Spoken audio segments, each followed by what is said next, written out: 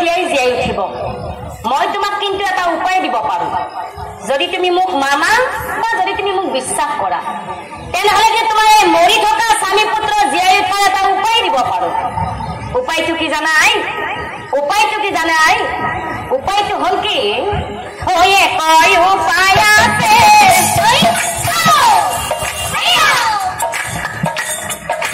যদি তুমি মানা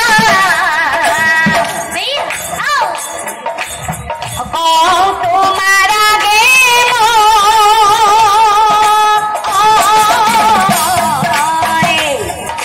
উপায়টো কি জানে নাই ভালকৈ ভাবি চিন্তি চাবা পাৰিবা নে নোৱাৰা উপায়টো হৈছে কি তুমি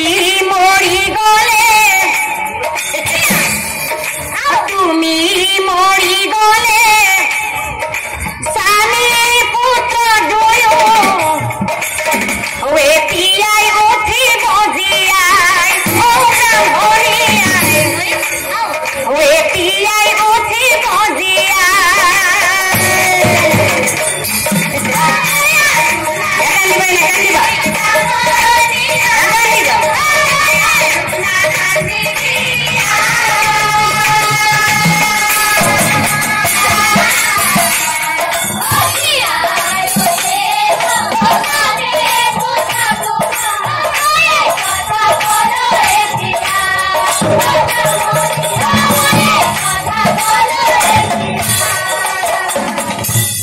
ব্ৰাহ্মণী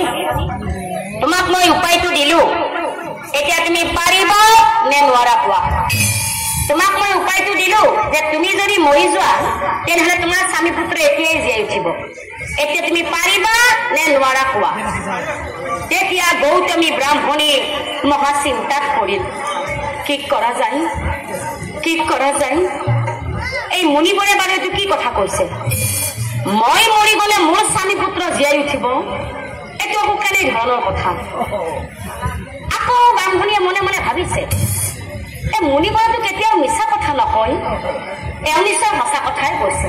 আৰু আনফালে ধৰ্মৰে মনে মনে ভাবিছে চাওচোন গৌতমী ব্ৰাহ্মণীৰ আজি ধৰ্মৰ পৰীক্ষা যে স্বামীৰ প্ৰতি থকা ভক্তি আৰু পুত্ৰৰ প্ৰতি থকা মৰম পাৰে নে নোৱাৰে নিজৰ জীৱন ত্যাগ কৰিবলৈ আকৌ ধৰ্মৰে মনে মনে ভাবিছে আজিৰ দিনত তিৰি কোনোবা নিজৰ গিৰিয়েকৰ কাৰণে মৰি যাব মৰব নেকি কওকচোন নমৰে গিৰিয়েক এটা গালি পালিয়ে ৰবা নৰে চলি পলি লৈ মাকৰ ঘৰ পাহৰি যায় আৰু ক'ৰবাত চলি মুনি কেনে ক'ৰবাত তিৰি মৰি যাব মৰব নেকি কওকচোন নমৰে দৰকাৰ হৈছে মাৰি থৈ আহিব তথাপি মৰাত নাই কি আহিছে দাদা দৰকাৰ হৈছে মাৰি থৈ আহিব তথাপি মৰাত নাই নহয় জানো মৰব নেকি কওকচোন নমৰে কিন্তু গৌতমী ব্ৰাহ্মণী সম্পূৰ্ণ ওলোটা আছিল কাৰণ গৌতমী ব্ৰাহ্মণীয়ে আগৰ পৰাই কৃষ্ণক ভকতি কৰিছিল আৰু স্বামীক সেৱা কৰিছিল গৌতমী ব্ৰাহ্মণীয়ে ভাবিছিল নিজৰ পুত্ৰ আৰু স্বামীতকৈ মোৰ জীৱন কেতিয়াও ডাঙৰ হ'ব নোৱাৰে মুনিবৰ আপুনি বাৰু সঁচাই কৈছেনে যদি সঁচাকৈ মই মৰি গলে মোৰ স্বামী পুত্ৰ এতিয়াই জীয়াই উঠে তেনেহলে মই মৰিবলৈ সাজু আছো মুনিবৰ কিয়নো কোনো নাৰীয়ে নিবিচাৰে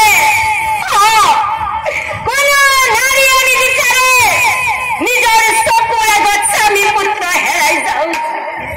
ময়ো বিচৰা নাই মুনিবৰ যদি সঁচাকৈ মই মৰি গলে মোৰ স্বামী পুত্ৰ এতিয়াই জীয়াই উঠে তেনেহলে মই মৰিবলৈ সাজু আছো মুনিবৰ মই স্বামী পুত্ৰক জীয়াই দিয়া নকৰি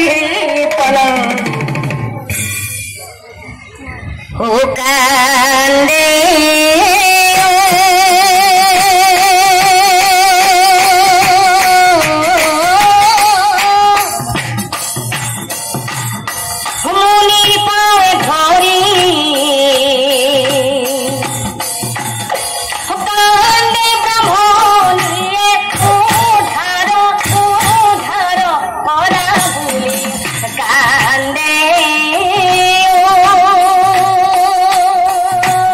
Oh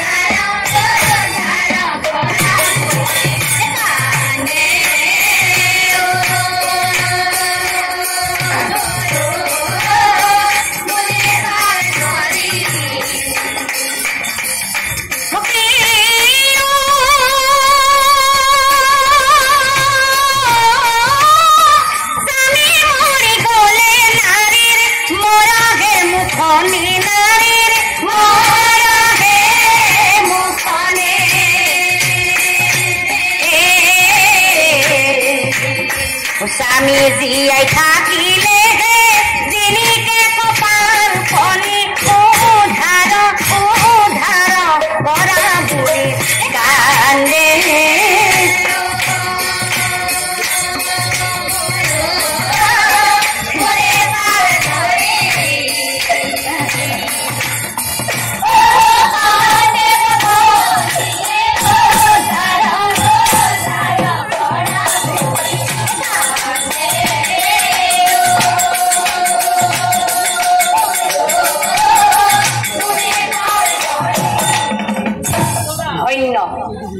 ধন্য ব্রাহ্মণিয়াই তোমার কথা শুনি মই সঁচাকৈ ধন্য হলো। এই ব্রাহ্মণী কথা শুনি ধৰ্মৰাই সন্তুষ্ট হয় আৰু লগেই লগে চকু মুদি মন্ত্ৰ মাতে। চকু মুদি মন্ত্ৰ মাতে আৰু কাল হৰপই ফনা মেলি আহে গুজৰি গুমৰি মৃত পুত্ৰ মৃত চালি মৃত পুত্ৰ মৃত চালি এই পুনৰাই ডংখিলে দুই ওৰে হয় আৰু লগেই লগে বিষ খাই শেষ কৰিলে বিষ খাই শেষ কৰিলে আৰু তেতিক্ষণে স্বামী পুত্ৰ দুয়োজনী জীয়াই উঠিলা। তাকো দেখি গৌতমী ব্ৰাহ্মণীৰ আনন্দ মিলিলা। আৰু এতিয়া চাওকচোন বাৰু ৰাইজ, স্বামী পুত্ৰ জীয়াই উঠাৰ আনন্দতে গৌতমী ব্ৰাহ্মণী আত্মহাৰা হৈ নিজৰ স্বামী পুত্ৰ দুয়োজনকে সাৱটি ধৰি থকা সময়তে সুযোগ বুজি সেই তাল সৰ্পই কিন্তু ব্ৰাহ্মণীকো এৰা নাছিলে। সুযোগ বুজি কাল হৰপই সুযোগ বুজি কাল হৰপই মৰিলো স্বামী মৰিলো লগে লগে ব্ৰাহ্মণী লগে লগে ব্ৰাহ্মণী তাকো দেখি মুখ ধস আচৰিত হৈ যাব। মা কি হৈছে তোমাৰ? মা উঠাচোন মা। পিতাই পিতাই চোৱাচোন মা কিবা এটা হৈছে। পিতাই চোৱাচোন মা কি হৈছে। মা উঠাচোন মা। মা তুমি মোক এনেকে এৰি থৈ যাব নোৱাৰা। মা উঠাচোন মা।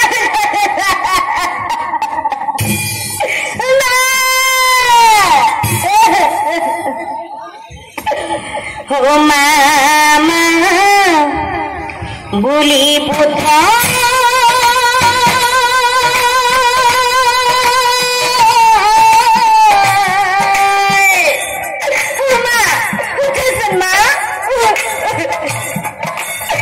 কান্দিবে লাগিলা গলা তুমি মা।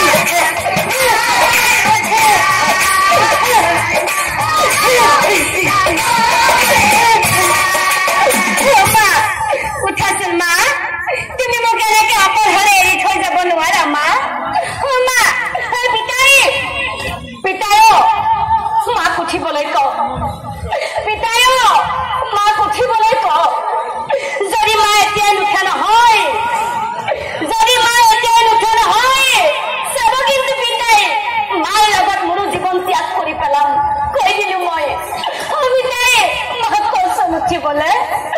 মা মা তুমি মোক এবাৰ খন্তি বুলি মাতাচোন মোক এনেকে মা বৰিয়া কৰি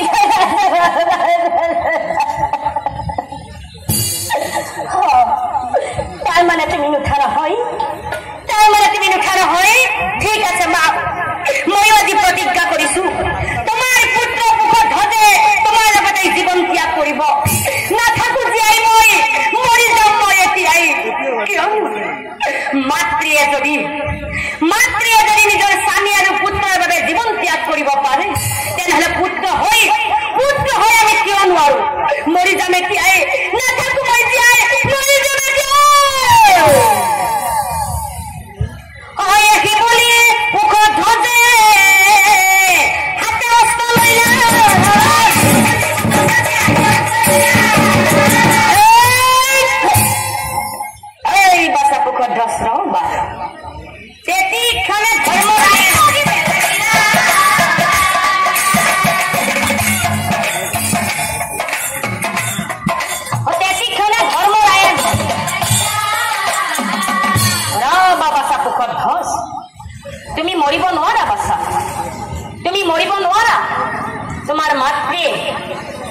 মাতৃয়ে স্বামী ধৰ্ম কৰিছে পালন আৰু সেইকাৰণে সাৰ্থক হইলা মাতৃৰ জীৱন আৰু বাছা পুখত ধোষ তুমিও নিজৰ মাতৃৰ বাবে জীৱন উৎসৰ্গিব ওলাইছিলা তুমিও নিজৰ মাতৃৰ বাবে জীৱন উৎসৰ্গিব ওলাইছিলা আৰু সেইকাৰণে তোমাৰো মহাপূৰ্ণ হইলা শুনা বাছা পুখত ধোষ মই ধৰ্মৰে কেৱল তোমালোক তিনিওজনৰ ধৰ্মৰ পৰীক্ষাহে খাইছিলো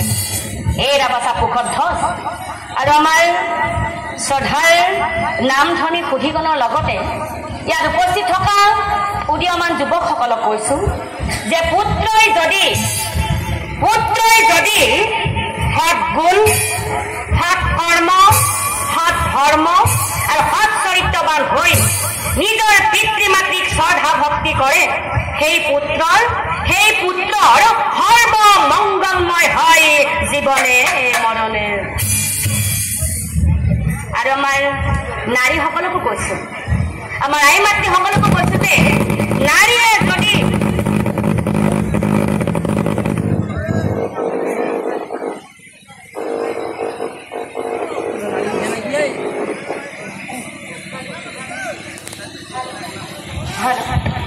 हेलो और আমি আই মাতৃ সকলকো কৈছো নাৰীয়ে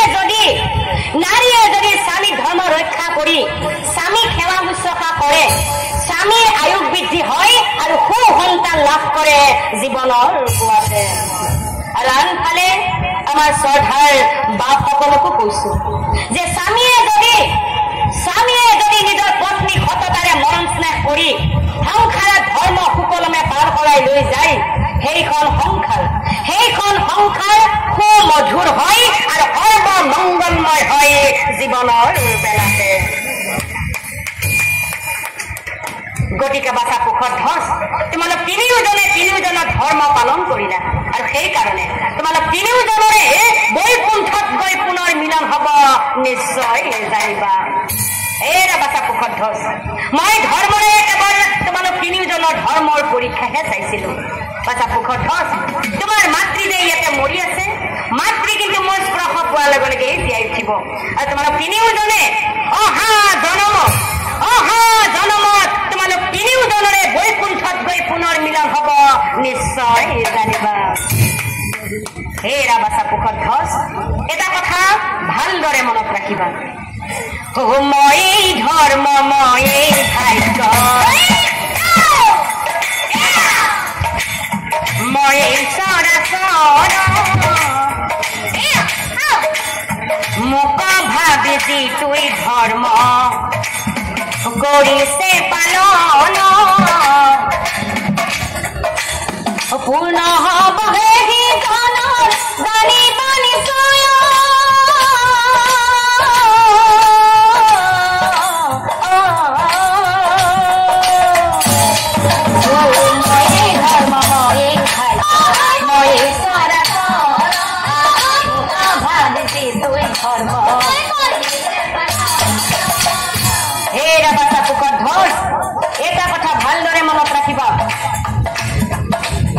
ত্যাগৰ মাজত ধৰ্ম হয়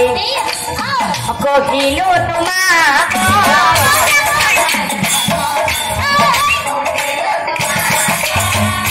এই শ্ৰদ্ধাৰ নাম ধৰ্মী সুধিব আমি মানুহবোৰ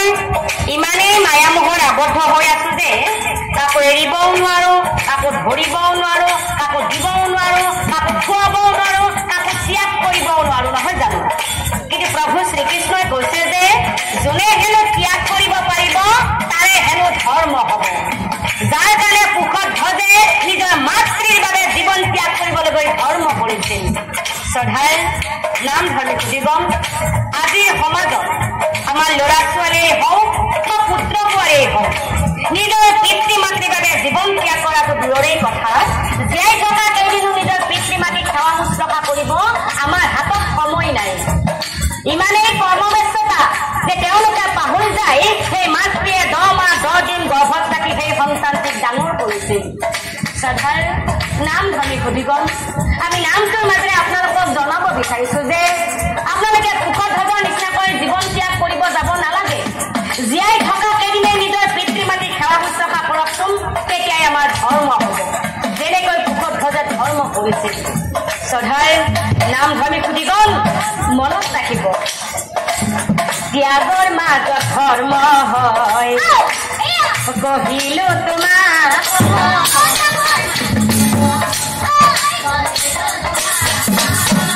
সেই কথা বাছা তুমি মনত ৰাখিবা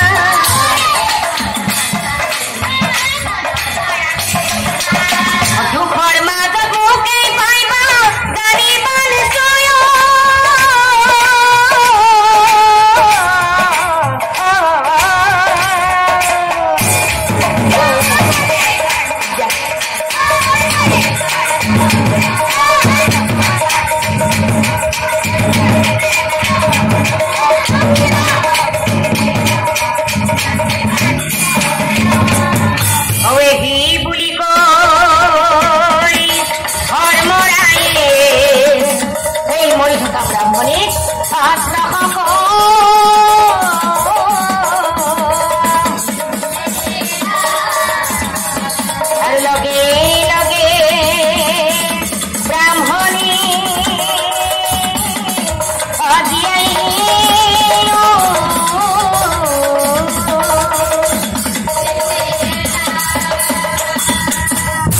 ভক্তিৰসৰ পৰিটো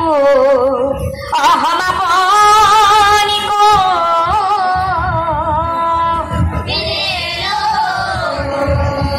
অভৈতুতিৰ বাবে আমি অক্ষমা ভিক্ষা